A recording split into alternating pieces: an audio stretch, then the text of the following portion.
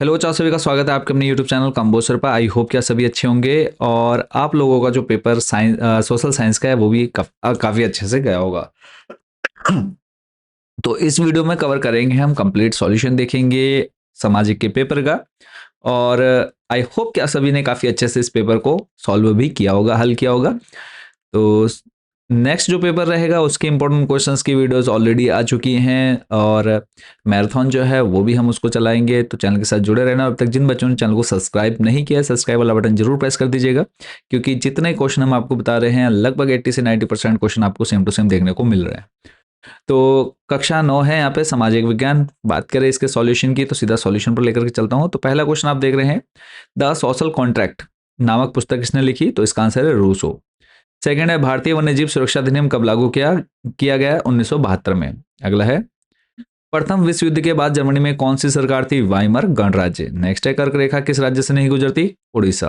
फिर है, जावा में वन संबंधी भस्म कर भागो नीति किन लोगों ने अपनाई थी? डचों ने। अगला है, भारत में सबसे कम जनसंख्या वाला राज्य कौन सा है? सिक्किम। संविधान सभा के स्थायी अध्यक्ष कौन थे? डॉक्टर राजेंद्र प्रसाद। फिर है, भारत में ग्रामीण क्षेत्रों और शहरी क्षेत्रों की स्वीकृत कैलोरी आवश्यकता कितनी है? 2400 तथा 2100। फिर है, अंतर्राष्ट्रीय मानवाधिकार संगठन क्या है? तो यह कौन सा है? Amnesty international. फिर है, निम्न में से कौन सी प्राकृतिक आपदा नहीं है? आतंकवाद। नेक्स्ट, अभिकथन कारण से संबंधित था, फर्स्ट टाइम ये पूछे गए थे। तो इसमें देखो, लोकतंत्र नागरिकों के सम्मान में वृद्धि करता है, कारण दे रखा है। और अभिकथन की बात कर रहे हैं, किसी देश में महिलाओं को मताधिकार ना देना अलोकतांत्रिक है। तो सही आंसर इसका सेकंड नंबर, कि ए और आर दोनों सही हैं और आर ए की सही व्याख्या नहीं करता है। नेक्स्ट, सेकंड नंबर की अगर हम बात करें तो इसमें भी देखो सेकंड हो जाएगा कि ए और आर दोनों सही हैं और आर ए की सही व्याख्या नहीं करता है। थर्ड नंबर था, उत्तराखंड भूकंप की दृष्टि से कौन से जोन में आता है? तो मुख्य रूप से जो है जोन 4 और जोन 5 में आता है। भारत में प्रधानमंत्री की नियुक्ति कौन करता है? तो नियुक्ति राष्ट्रपति द्वारा की जाती है। स्थायी पूंजी से क्या तात्पर्य है? स्थायी पूंजी से तात्पर्य उन औजारों, मशीनों और भवनों से है जिनका उत्पादन में कई वर्षों तक बार बार प्रयोग किया जाता है। नेक्स्ट है, देवप्रयाग में किन किन नदियों का संगम होता है? तो भागीरथी और अलकनंदा। अगला है, औपनिवेशिक शासन के दौरान वनोन्मूलन के कारणों का वर्णन कीजिए। तो इसमें देखो, अगर मुख्य कारण की बात करें तो खेती का विस्तार आ जाएगा, व्यावसायिक खेती आ जाएगी, रेलवे का विस्तार, जहाज निर्माण। तो इसके अंदर जो डिटेल है वो आप लोग आराम से पढ़ लेंगे। अगला है, पश्चिमी घाट और पूर्वी घाट के मध्य अंतर स्पष्ट कीजिए। तो देखो, विशेषताएं आ जाएगा पश्चिमी घाट, पूर्वी घाट, उसके बाद निरंतरता। तो ये निरंतर और इन्हें केवल दर्रों के द्वारा ही पार किया जा सकता है। ये कटे फटे और अनियमित हैं क्योंकि नदियां इन्हें काटकर बंगाल की खाड़ी में गिरती हैं। ऊंचाई की बात करें तो इनकी औसत ऊंचाई 900 से 1600 मीटर है और इनकी औसत ऊंचाई लगभग 600 मीटर है। एक पहले पश्चिमी घाट और फिर पूर्वी घाट।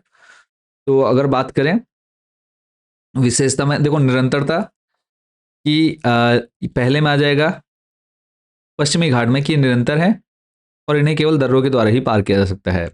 पूर्वी घाट की बात करें तो ये कटे फटे और अनियमित हैं क्योंकि इन्हें नदियां काटकर बंगाल की खाड़ी में गिरती हैं। ऊंचाई की बात करें तो ऊंचाई, इनकी औसत ऊंचाई पश्चिमी घाट की 900 से 1600 मीटर और दूसरा जो है पूर्वी घाट की 600 मीटर है।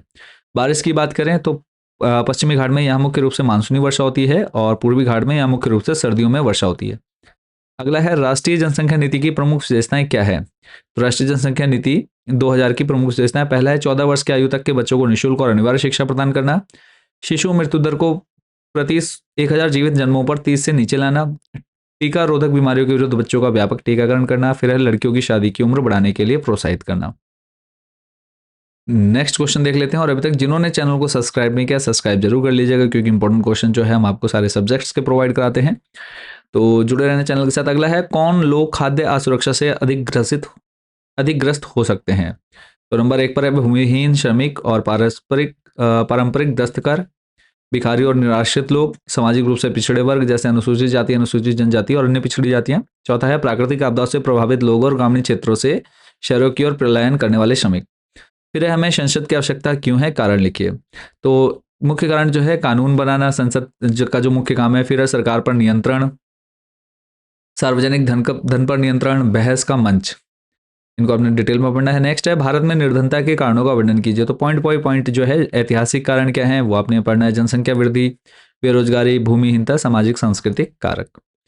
अगला है, मतदान कितने प्रकार के होते हैं? तो मतदान मुख्य रूप से देखो, एक तो आम चुनाव हो गया जो कि 5 साल में होते हैं। फिर है उपचुनाव, किसी सदस्य की मृत्यु या इस्तीफे के कारण खाली हुई सीट को भरने के लिए किए जाने वाले चुनाव। मध्य अवधि चुनाव, यदि कार्यकाल पूरा होने से पहले ही संसद या विधानसभा भंग हो जाए तो उसे हम मध्यावधि चुनाव कहते हैं। सूखे के प्रभावों का वर्णन कीजिए।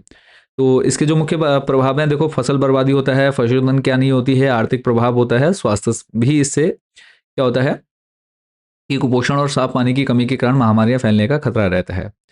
नेक्स्ट है, लुई 16वां के राज्यारोहण के समय फ्रांस की आर्थिक स्थिति कैसी थी? तो 1774 में जब लुई 16वां गद्दी पर बैठा तो फ्रांस की स्थिति अत्यंत दयनीय थी। रिक्त राजकोष, लंबे युद्धों के कारण फ्रांस का खजाना खाली हो चुका था। भारी कर्ज, फ्रांस पर 2 अरब लिवरे से भी अधिक का कर्ज था। फिजूल खर्ची, वर्साई के महल और राज दरबार के रखरखाव पर बहुत अधिक पैसा खर्च होता था। फिर है महंगाई, अकाल और फसल खराब होने के कारण रोटी यानी पाव रोटी की कीमतें आसमान छू रही थी। अगला है, व्यवसायों को कौन कौन से 3 वर्गों में बांटा गया है? संक्षेप में लिखिए, प्राथमिक क्षेत्र, द्वितीयक और तृतीयक। किसके अंदर कौन आता है वो आप डिटेल में पढ़ लेंगे। नेक्स्ट है, मानव पूंजी निर्माण में शिक्षा किस प्रकार सहायता करती है? तो पॉइंट बाय पॉइंट यहाँ पे आप देखेंगे, कौशल विकास, आय में वृद्धि, मानसिक विकास, आर्थिक विकास। अगला था, भारतीय संविधान को दिशा देने वाले शब्द पंथ निरपेक्ष, गणराज्य, लोकतंत्रात्मक, बंधुता और समता का अर्थ लिखिए। तो पंथ निरपेक्ष में सेकुलर, गणराज्य रिपब्लिक, लोकतंत्रात्मक डेमोक्रेटिक।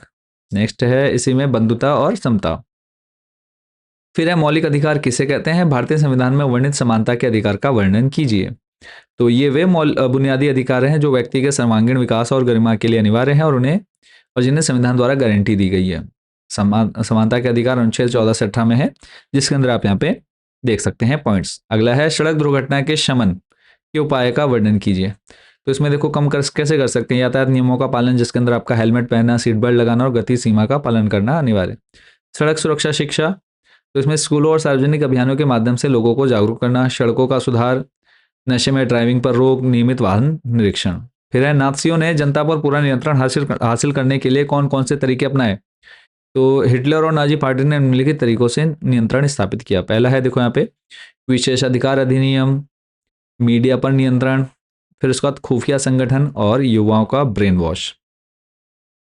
अगला है, भारत वनस्पति जगत तथा प्राणी जगत में धनी क्यों है? तो इसका रीजन है कि भू आकृति, यहाँ विशाल पर्वत यानी हिमालय, मरुस्थल पठार और तटीय मैदान जो विभिन्न प्रकार के जीवों के लिए आवास प्रदान करते हैं। जलवायु है, वर्षा है और मृदा है। केस स्टडी से संबंधित, तो यहाँ पे पहला है, बरसात में राइका समुदाय के लोग गांव में क्यों रहते थे? तो बरसात में राइका समुदाय के लोग अपने गांव में रहते थे क्योंकि उस समय वहां स्थानीय रूप से चारा आसानी से उपलब्ध हो जाता था। राइका समुदाय किस राज्य में रहता था? तो राजस्थान के रेगिस्तानों में रहता था। फिर राइका समुदाय खेती के साथ साथ कौन से कार्य करते थे?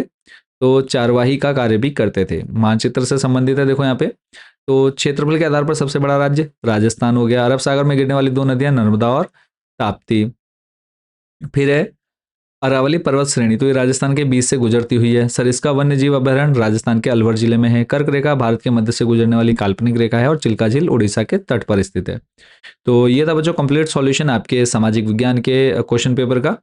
तो बात करें कि ये आपको कहाँ मिलेगा, अगर जो बच्चे इस पूरे सॉल्यूशन को डाउनलोड करना चाहते हैं तो आपको कहाँ मिलेगा? तो इसके लिए सिंपली आपने हमारी वेबसाइट विजिट कर लेनी है। गूगल पे जाके सर्च करना है कंबोसर होम, और कंबोसर होम करते ही आपके सामने हमारी वेबसाइट आ जाएगी। सिंपली थोड़ा सा नीचे स्लाइड करना ऑप्शन आपको मिल जाता है इधर, yearly paper 9th to 12th, तो वार्षिक पेपर 9th पर क्लिक करेंगे और क्लिक करने के बाद नेक्स्ट यहाँ पे आप देखेंगे सामाजिक विज्ञान के ऊपर ही जस्ट आपको यहाँ पर 2026 का पेपर और उसके नीचे समाधान या सॉल्यूशन का ऑप्शन मिल जाएगा। वहाँ से आप सिंपली क्लिक करके डाउनलोड उसको कर सकते हैं।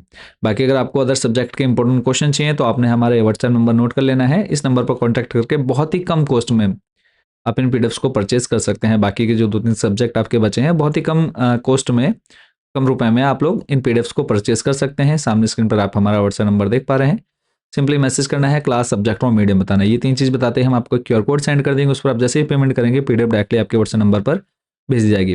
तो सभी बच्चों को ऑल द बेस्ट, मिलते हैं नेक्स्ट वीडियो में अदर सब्जेक्ट के इंपॉर्टेंट क्वेश्चन के साथ। Thank you so much for watching this video.